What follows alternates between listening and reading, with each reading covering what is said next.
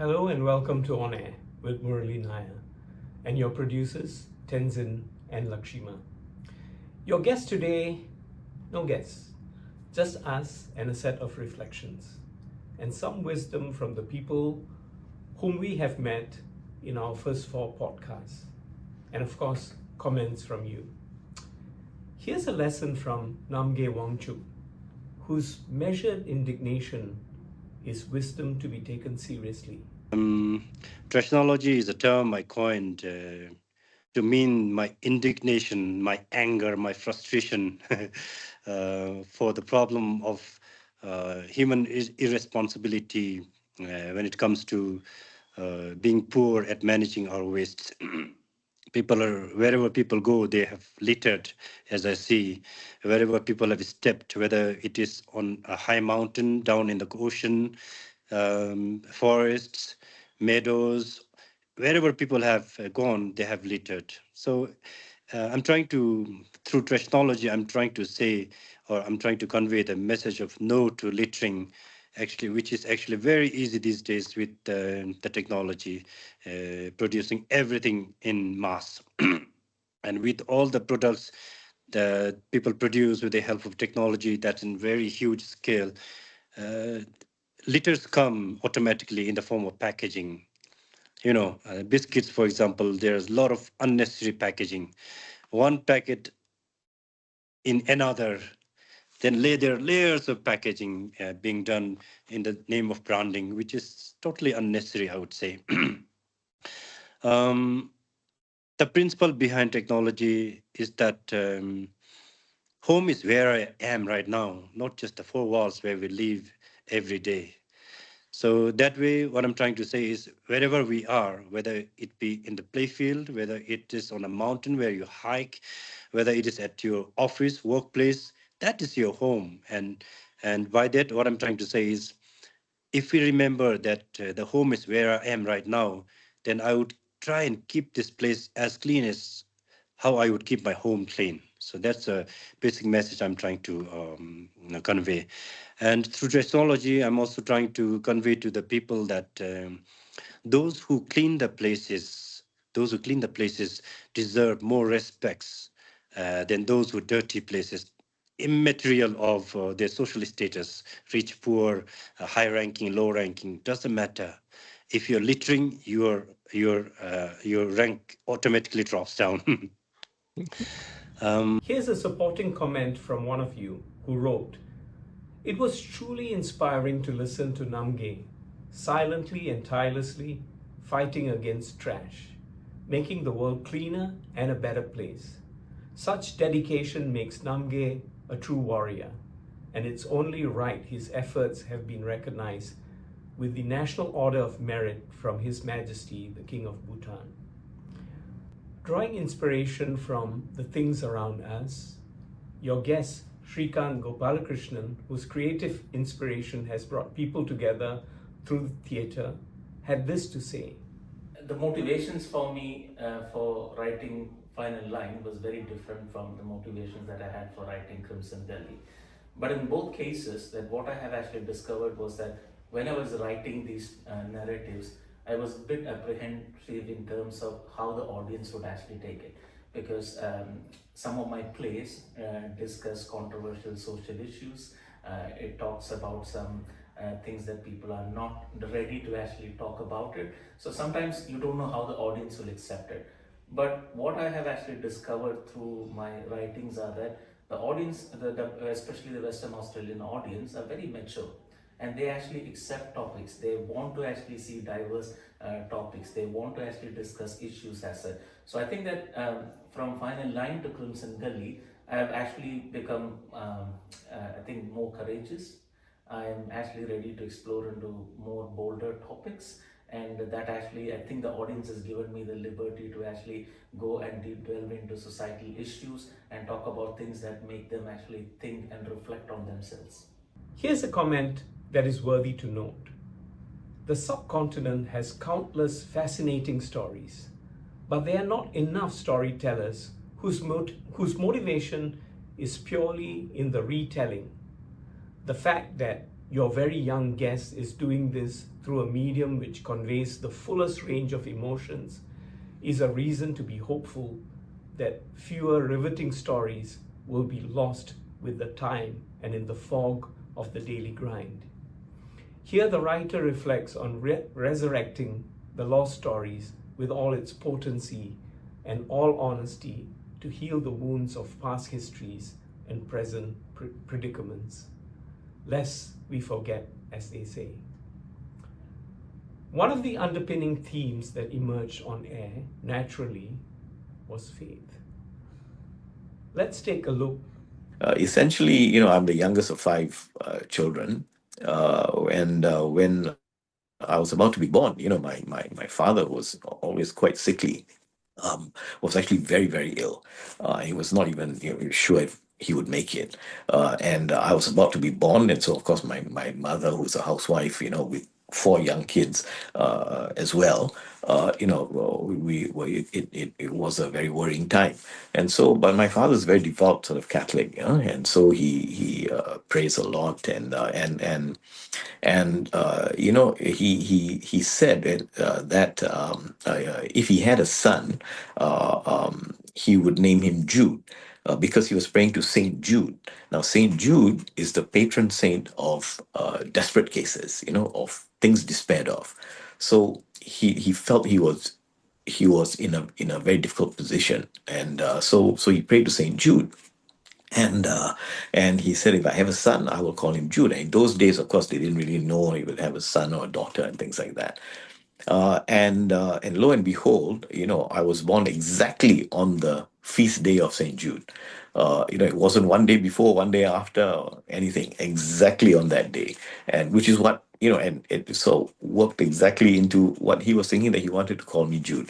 So he did call me Jude, and of course, now that I'm in practice, once or twice, some clients who are familiar with the concept, do say to me like, you are going to win this for us, right? Because you are the patron saint of desperate cases. I said, I'm not the patron saint.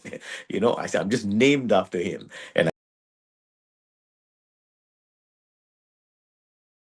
Mr. Murli, since you mentioned younger generation, I would like to say a point which I believe firmly, which is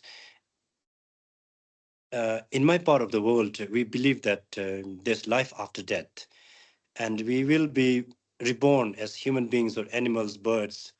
We don't know. That depends upon how you live this current life. So to me, younger generation, when you say younger generation, future generation, I'm not talking about other people or other animals. I'm talking about myself. I'm going to come back in this world. Maybe not necessarily in the form of a human being, but in any case, if I'm born as a cow, I will need a fresh grass to chew on. If I'm born as a fish, I will need fresh water to swim. Likewise, so future generation, I think people should try and understand that it is us who will come back again, not someone else. So that's why That's a we have all the more reason to take care of this earth. Responding to Namge's take on rebirth, we received a pointed message. Thoroughly enjoyed it.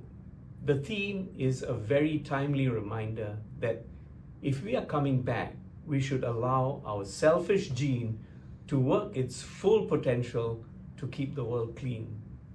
Kind of a reverse psychology, but it's one way of turning negative situations into positive. And here's a take on diversity and human hardship from Shrikant. Most of the stories that I'm telling, obviously, I grew up in India and I have come from an Indian heritage, so I use that background to tell my stories. But I have realized that irrespective of what background that I use, there's quite a lot of themes which are quite universal. And I have actually got testaments after my shows from various people to substantiate that. I'll give you an example that, as you know, Final Line was more about the partition of India in 1947 and how people had to actually leave their homes and flee miles and migrate to a different place.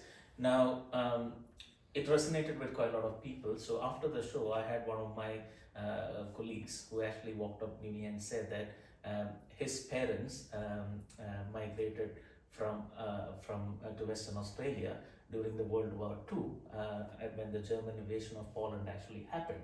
So he said that it reminded him of the stories that his parents had actually told him. Now, it's a completely different cultural context, it's a completely different reason why some of those things have actually happened. But the mere fact that you have to actually leave your own home forcefully and actually migrate to a place looking for a better living for your family just connected deeply with him. So though he didn't have any understanding of what happened between India and Pakistan, what the partition was, that he could actually resonate with it.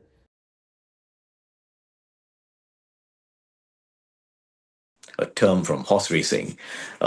People talk about, when they publish the results of a race, they always talk about who came first, second, third, and then they list also ran. Also ran means the other, whatever, 7 horses that also ran in the race.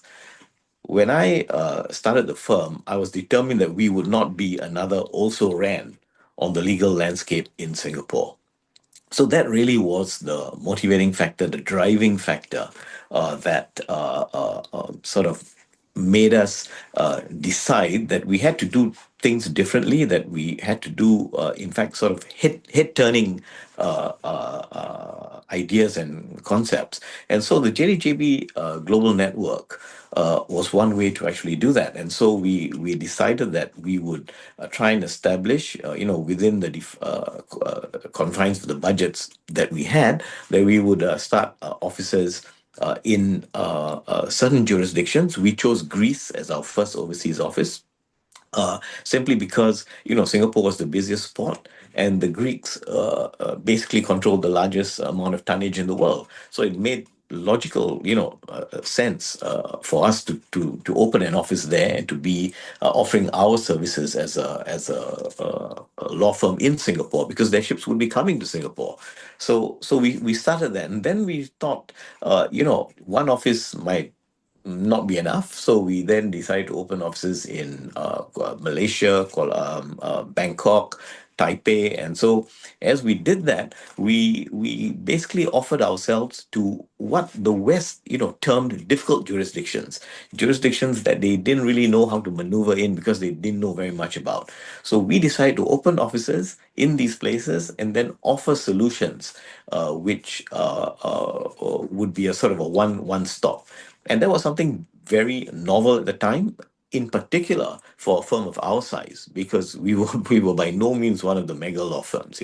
So that's the idea. That's where it comes from, and that's what we were trying to do. We live in difficult times, but at every turn there is hope.